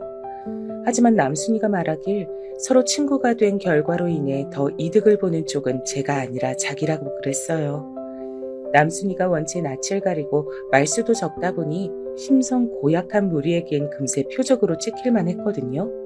겪어보신 분들은 아마 공감을 하실 건데요. 스스로를 강자 집단이라 칭하고 약자들을 괴롭히는 종자들은 왜 어딜 가나 꼭 있는지 모르겠어요. 그렇지 않나요? 학교든 공장이든 반드시 없는 법이 없더라고요. 남순이를 만만하게 보고 괴롭히는 못된 것 꼭 있었습니다. 자기가 피곤하고 기분 나쁜 걸 대체 왜 남순이한테 짜증을 내고 사람 머리를 때리면서 푸는 것인지 저는 이해가 안 가더라고요. 야, 너네 뭔데? 내 친구 괴롭히냐? 그렇게 할 일들 없어? 국민학생들도 안 할 것 같은 유치한 짓들을 하고 자빠졌네. 너네 한 번만 더 내 친구 최난순을 괴롭혀봐. 그땐 내가 2배로 갚아줄 테니까. 나는 미친 개가 인정한 별종이야. 별종 상대하고 싶음 계속 그렇게 굴면 돼. 하지만 저한테 걸리면 얄짤없었습니다. 저는 학교에서 유독 엄하시고 그래서 학생들에게 두려움의 대상이었던 미친 개 선생님께서 쟤는 진짜로 별나다. 박무님은 내가 인정한 별종이다. 이렇게 공언하신 학생이었습니다. 제가 남들보다 눈빛이 유독 부리부리하고 안광이 번뜩여서 더욱 얻어냈던 칭호였죠. 괜히 자기보다 약한 애를 건드리는 걸 좋아하던 심보 못된 애들은 남순이를 쿡쿡 찔러대다가 하나같이 저한테 걸려서 나가 떨어졌습니다. 무님아, 매번 고마워. 나는 정말 네가 없었다면 고등학교 마치긴커녕 진작에 포기했을 것 같아. 돈이나 벌고 고등학교는 때려치우자고 결심을 내린 뒤에 이미 이곳을 떠나서 없었겠지? 네 덕분에 내가 아직도 이곳에 있는 거라 생각해. 나처럼 우중충한 애하고 늘 친구해줘서 고맙다고 생각 중이야. 너가 뭐가 우중충해? 진짜 우중충한 건 아무 이유도 없이 너 괴롭히고 싶어서 너한테 시비 거는 그 나쁜 기집애들의 속내야. 남순아, 네가 어머니 일로 요새 부쩍 힘든 거 내가 다 알고 있으니까 좀만 더 힘내줬으면 좋겠어. 그래야 어머니도 얼른 쾌차를 하실 거야. 너무 우울한 생각만 하지 말고 힘을 내기야. 알겠지? 그래, 네 말이 맞아. 내가 이렇게 땅굴을 파고 들어간다고 해도 이런다고 해서 우리 엄마의 건강이 갑자기 좋아지는 것도 아니니까 힘을 내야겠지. 다른 친구들하고 놀 때 요즘 일부러 나도 자주 끼워주는 거 알고 있었어. 그거 전부 나 힘내라 그런 거지? 무님아, 내가 네 덕분에 또 이렇게 기운을 얻는다. 안타깝게도 남순이의 어머니께서 건강이 무척 안 좋아지셨어요. 너무나도 무리를 하시며 지내신 게 결국은 슬픈 결과를 불러온 것이었죠. 일하시던 곳에서 코피를 줄줄 흘리시다가 어지럽다고 하시며 쓰러지셨는데 그렇게 이송된 병원에서 들은 답변이 더 큰 병원으로 가보시라는 것이었답니다. 남순이의 외조모께서도 건강이 안 좋으신 와중에 너무 벅찬 소식이었죠. 어머니께선 무척 상태가 안 좋으셨어요. 남순이의 얼굴에 수심이 날로 짙어질만 했죠. 저는 그런 남순이가 기운을 잃지 않았으면 해서 당시에 신경을 많이 썼습니다. 집안의 장녀로서 누군가를 챙기며 지내는 것엔 이골이 나 있었으니 다행이라고 할까요? 이럴 때일수록 힘을 내야 된다며 저는 다른 친구들과도 남순이가 어울려 놀 수 있도록 이끌어줬죠. 그러다 보니까 남순이도 점차 별것 아닌 농담에도 웃을 줄 아는 아이가 되었고요. 일을 하다가 불합리한 일을 겪었을 때면 저와 친구들에게 속 시원히 털어놓을 줄도 알게 됐답니다. 우스갯소리로 이름에 순자가 들어가서 저렇게 순하나 라고 할 정도의 인물이 남순이었는데요. 그런 남순이가 일하던 곳에서의 관리자 욕을 제 앞에서 시원하게 뱉었던 날, 저는 신나서 눈가에 눈물이 맺힐 만큼 막 웃었던 것 같아요. 그런 추억이 방울방울 쌓여갔습니다. 공부도 해야 했고 일도 해야 했고 집에 돈도 붙여야 했으며 집안일의 촉각도 늘 기울이고 있어야 했으니 녹록하지 않은 생활이었으나 서로가 있었기에 우정으로 버텨냈던 고등학교 시절이었어요. 그리고 졸업 후에 슬프지만 뿔뿔이 흩어져서 각자의 일상을 살게 됐죠. 저와 남순이 말고 3명이 또 저희하고 제법 친하게 지냈었는데요. 그중 한 명은 대학에 진학하기도 했어요. 그만큼 다양하게 일상이 갈라졌죠. 저는 일터를 옮겨서 새롭게 지내기 시작했고요. 남순이는 외가로 가서 근처의 직장을 다니며 지내게 됐습니다.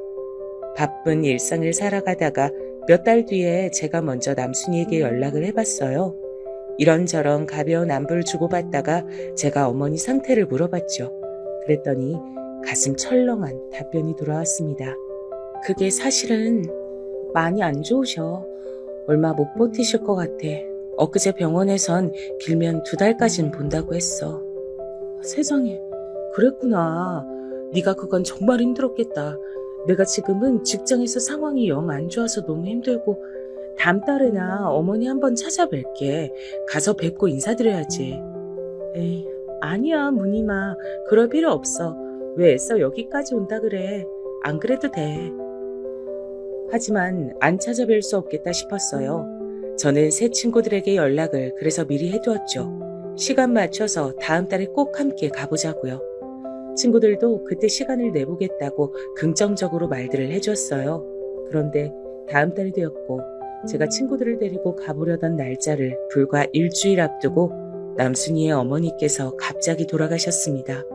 새벽에 돌연 호흡이 마구 가빠지시더니 그대로 손쓸 도리조차 없이 가셨다고 합니다. 연락을 받자마자 저는 후회가 들었어요. 진작에 가서 찾아뵈었어야 했는데 어머니께 너무 죄송스럽고 남순이에게도 미안했죠. 이제라도 부지런을 떨어야겠다 싶어서 당장에 남순이에게 달려갔습니다. 쇠약한 상태셨던 외조모께선 혼절을 하신 상태였고 앳된 얼굴 위로 눈물 자국을 잔뜩 남긴 남동생을 옆에 끼고 남순이가 처량하게 있었습니다. 친가 쪽은 아무도 없고 그나마 외가의 친척들이 몇 있었는데 아무도 장례식을 나서서 치러주겠다고 하진 않는 상황이라고 했습니다. 도리어 외조모 명의로 있는 자그마한 집, 그거나 빨리 자기들한테 넘겨야 하는 거 아니냐며 그딴 개소리나 짓거리고 있다고 했어요. 남순이에게 그 전말을 듣자마자 제가 열이 뻗쳤죠. 소식을 듣고 저마다 이쪽으로 올 준비를 하고 있던 3명의 친구들에게 연락해서 우리가 남순이 어머니 장례식 해드리자 그랬습니다. 셋 다 처음엔 머뭇거리더니 제가 금수만도 못한 남순이 친척들 얘기를 해주니까 차마 외면할 수가 없다며 제 의견에 동참을 해주었죠. 저는 거기서 멈추지 않았어요. 고등학교를 같이 나온 친구들, 제가 연락처를 갖고 있는 사람이라면 누구나 가리지 않고 연락을 돌렸습니다. 여보세요? 오랜만이다. 나 박누님인데 다름이 아니고 너 남순이 알지? 나랑 같이 다니던 애 최남순. 지금 남순이네 어머니가 돌아가셨는데 장례 비용이 절실하게 좀 필요한 상황이야. 혹시 조금이나마 도와줄 수 있을까? 돈이 아니라도 좋아. 와서 꼭 조의를 표하고 얼굴이라도 비춰주면 좋겠다. 내가 부탁 좀 할게. 그냥 무작정 연락을 돌렸어요. 그리고 딱히 안 친했던 친구들에게 철면피로 연락하는 것보다 더 망설여졌던 건 제 친정 식구들에게도 부탁을 했습니다. 친정 부모님께선 우리가 돈이 어딨냐며 펄쩍 뛰셨지만 제가 남순이의 상황을 자세하게 말씀드리자 두 분 다 한숨을 내쉬면서도 돈을 보태주셨어요. 십시일반으로 돈이 거쳤죠. 당연히 제가 선봉에 섰고 많이 냈고 장례식장에서도 가장 동분서주하였습니다. 무엇보다 장례식장에 뻔뻔한 낯짝들을 비추신 남순이의 외가 친척분들을 향해서도 한마디 던졌었고요. 그분들을 보고 남순이가 주먹을 꽉 쥐고 입술을 피가 날 듯 깨무는 것에 제가 나섰던 겁니다. 무슨 낯짝으로 오신 건가요? 짐승이 사람 가죽을 뒤집어 쓴 것 같네요. 그러자 다들 역정들을 내셨습니다. 모욕은 듣기 싫으셨던 건지 저를 향해 삿대질을 하며 난리를 치셨어요. 그때 남순이가 울컥하며 외쳤습니다. 솔직히 제 친구가 지금 하는 말 맞는 거잖아요. 틀린 소리 아니잖아요. 뭐야? 어디서 감히 어른한테 대들고 누나를 부라려?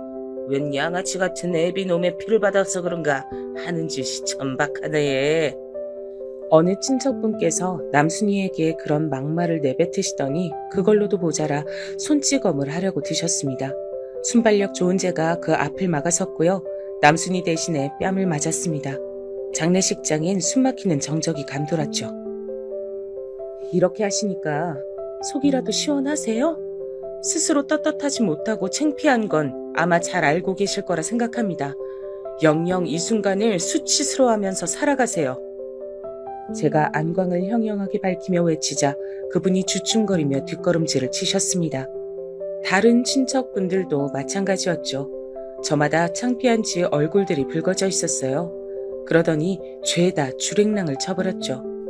제가 부른 친구들과 남순이 어머니께서 생전에 연을 맺으셨던 분들로 이뤄진 단촐한 장례식이 무던히 이어질 수 있었습니다. 어머니를 보내드린 이후에 남순이하고 둘이 국밥집에 와서 마주 앉았어요. 정말 고마워, 무늬마. 네 덕분에 우리 엄마 가시는 길 외롭지 않으셨을 것 같아. 우리 엄마 힘들게만 사시다 떠나셨으니 내가 우리 엄마를 대신하겠다는 심정으로 아주 멋지게 살아보려 그래. 나 어릴 때 우리 엄마는 길고 짧은 건 대봐야 아는 일이라고 늘 그런 말씀 해주셨거든. 나는 그 말씀이 꼭 맞았으면 좋겠어. 이런 말 하는 거 창피한데 너니까 하는 거야. 좋은 각오인데? 남순아, 넌 반드시 그렇게 될 거야. 멋지게 살 수 있을 거야. 진짜로? 내가 그럴 수 있을까?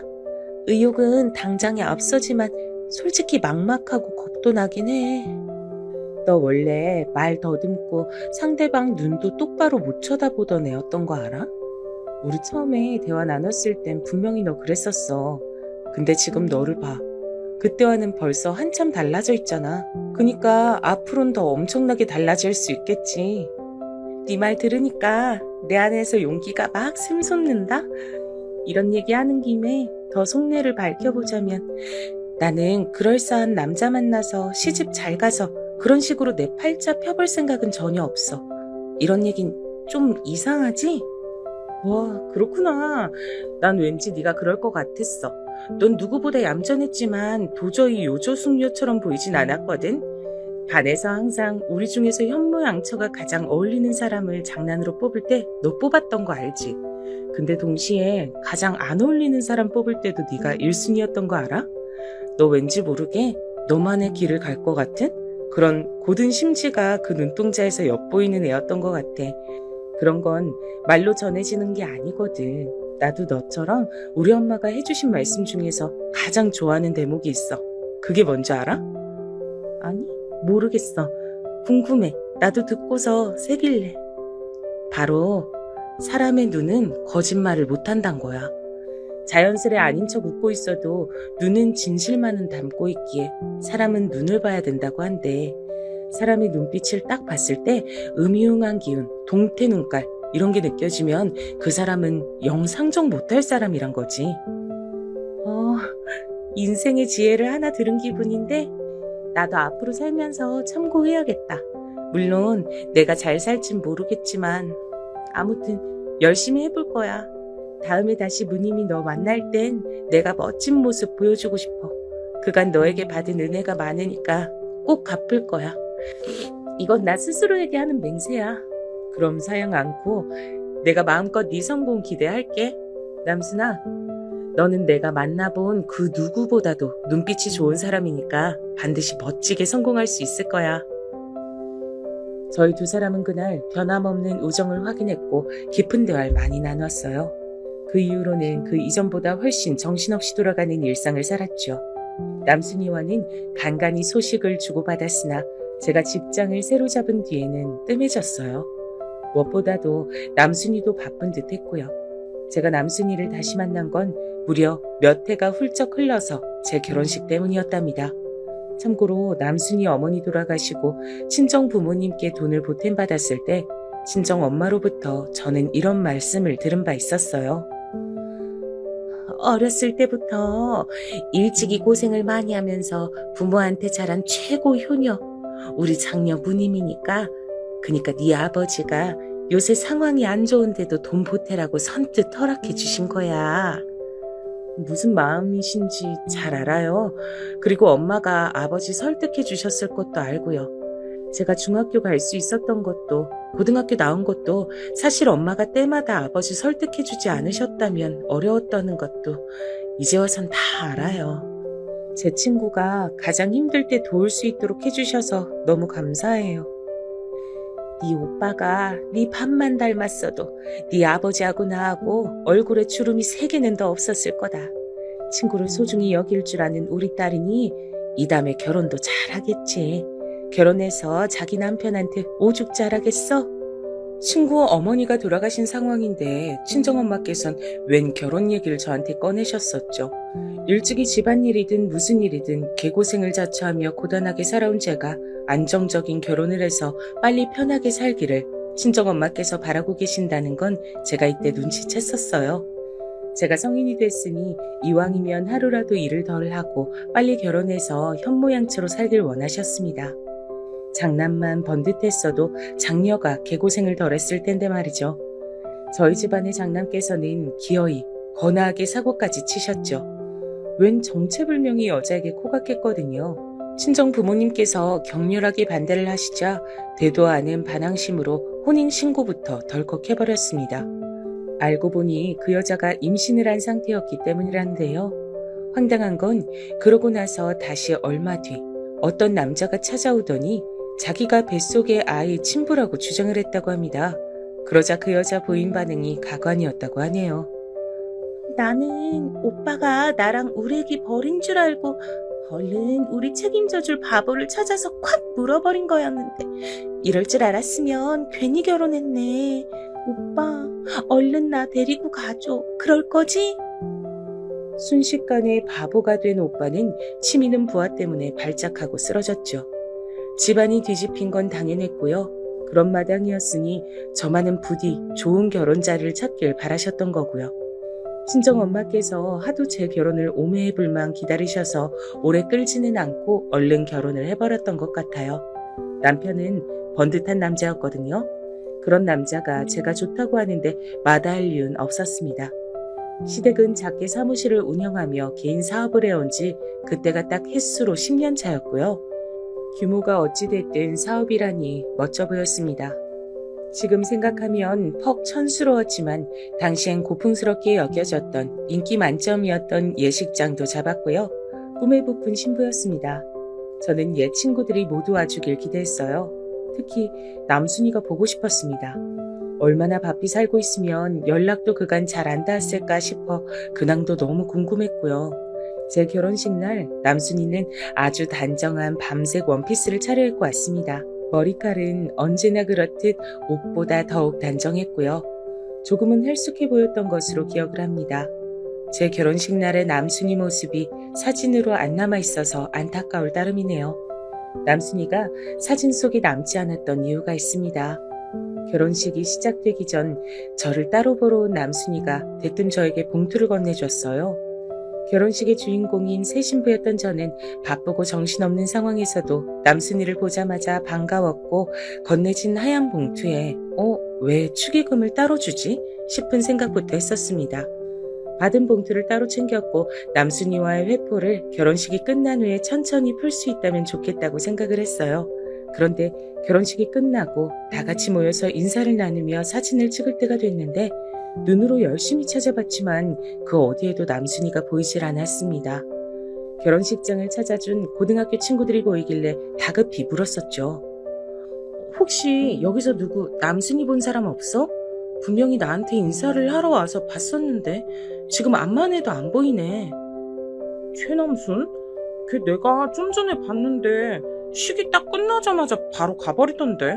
그래서 나는 제가 뭐 되게 급한 용부가 있어서 그러나 싶었지. 너랑 미리 얘기된 거 아니었어? 알고 보니까 남순이는 밥도 안 먹고 그냥 가버렸더라고요. 심지어 밥도 안 먹다니. 먼 길을 와놓고 굳이 그런 게 이해가 가질 않았어요. 의아함을 가진 채로 남순이가 줬던 봉투를 살펴봤습니다. 막연히 축의금일 줄 알았던 건 그게 아니라 편지였습니다. 내용은 대략 이러했어요. 뜻대로 포부대로 어느 것 하나 흘러가지 않았어. 창피하고 부끄럽고 민망하고 면목이 없다. 이게 내 현재 상태야. 답보 상태에 머물러 있는 나와는 다르게 넌 언제나 때를 맞춰 발 맞춰 나가는구나. 나보다 한 발 이상 앞서 있기에 내가 항상 든든한 너의 뒷모습을 볼 수 있던 거라고 지금에 와서야 깨닫는 중이야. 무늬마, 멋진 너의 인생이 앞으로도 멈추는 일 없이 열정적으로 달려나가길 바란다. 널 다시 만날 때 근사한 모습을 꼭 보여주고 싶었는데 분하고 씁쓸하다.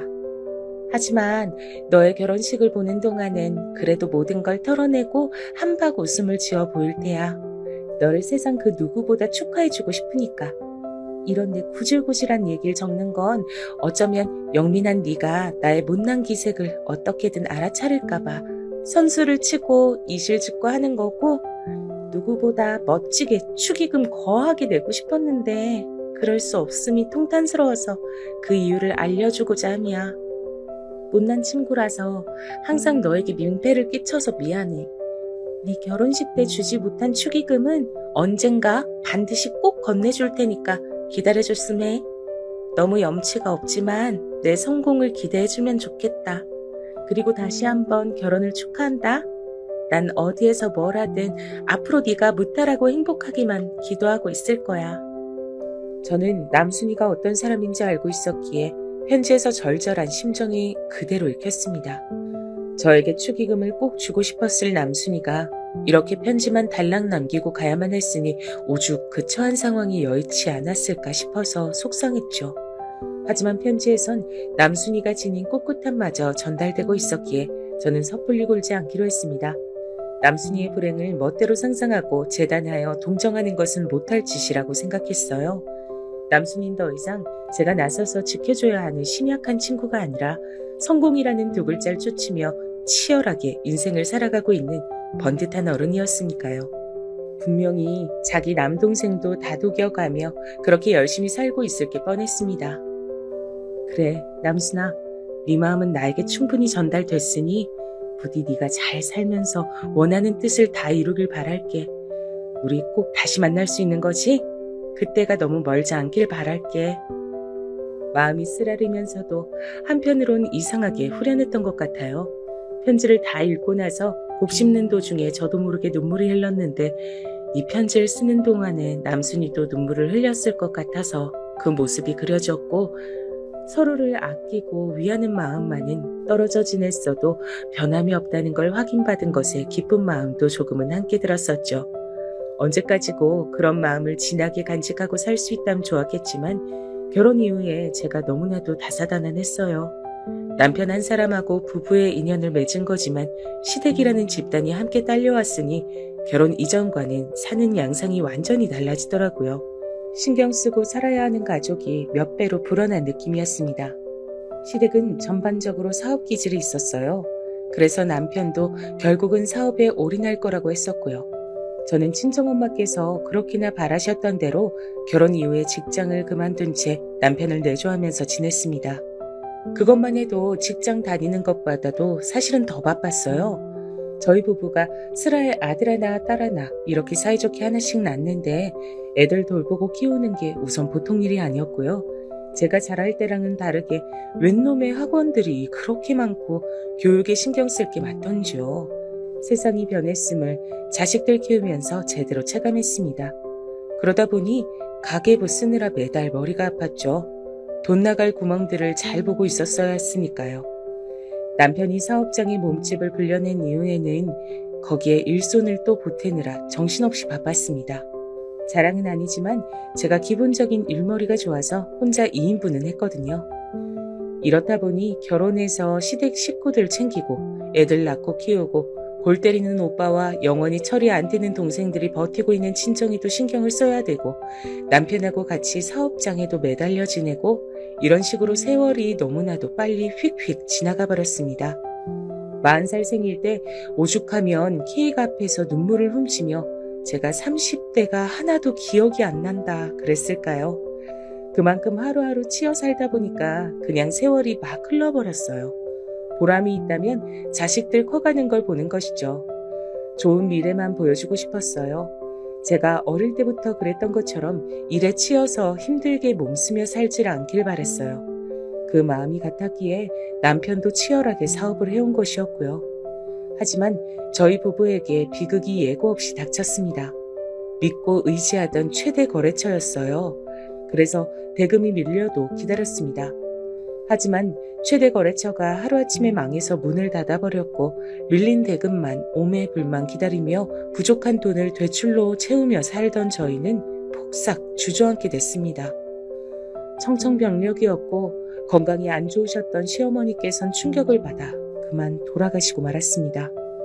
살면서 그런 괴로움, 고통, 무력함은 처음이었어요. 정신이 나갈 것만 같았습니다.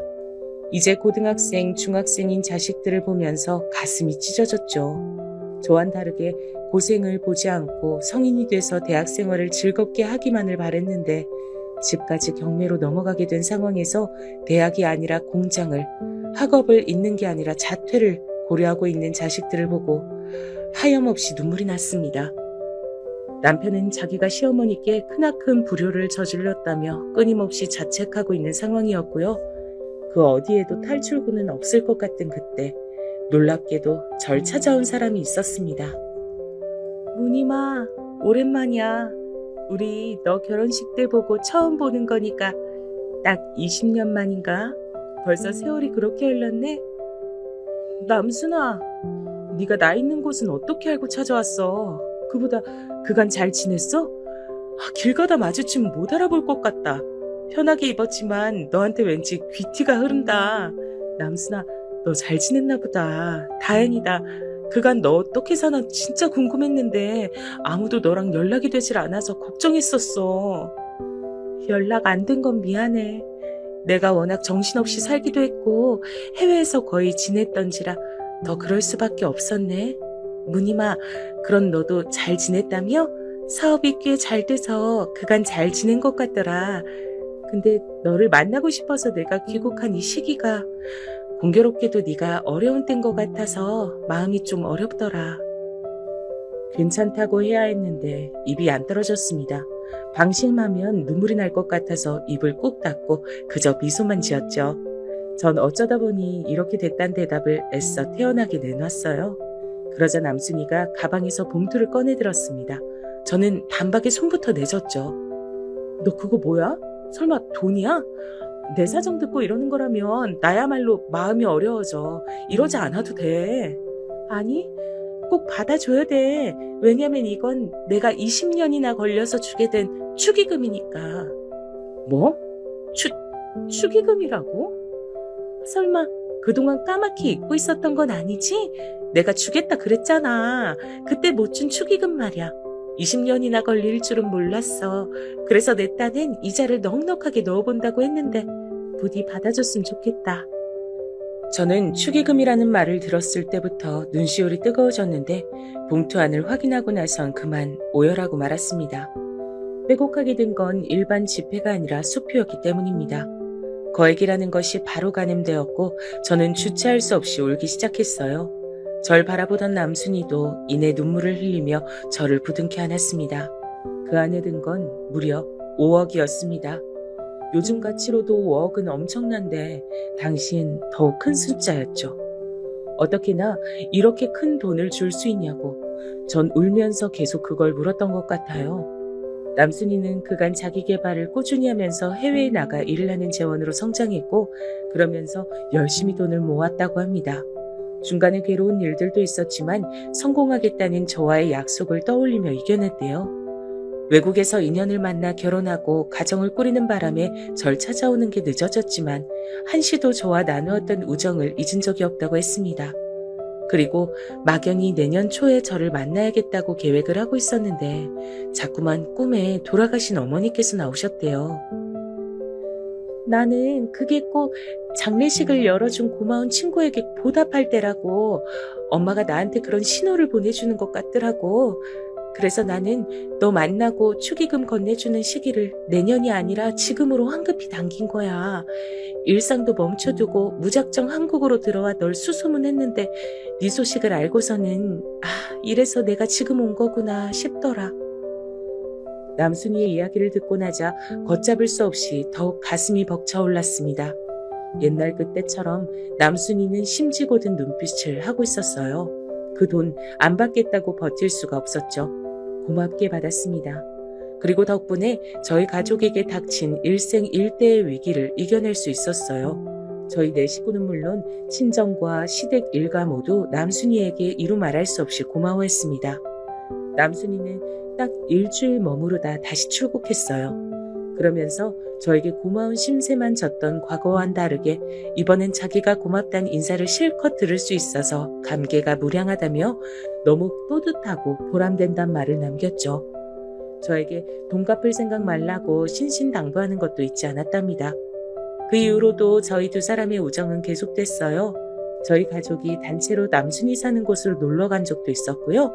반대로 남순이 가족들이 한국에 함께 놀러 왔을 때 저희 가족이 제대로 여행턱을 쏜 적도 있었죠. 이어지는 인연이란 이토록 소중하다는 것을 깨우칠 수 있다는 것 자체가 제 인생이 고맙게 느껴지는 이유랍니다.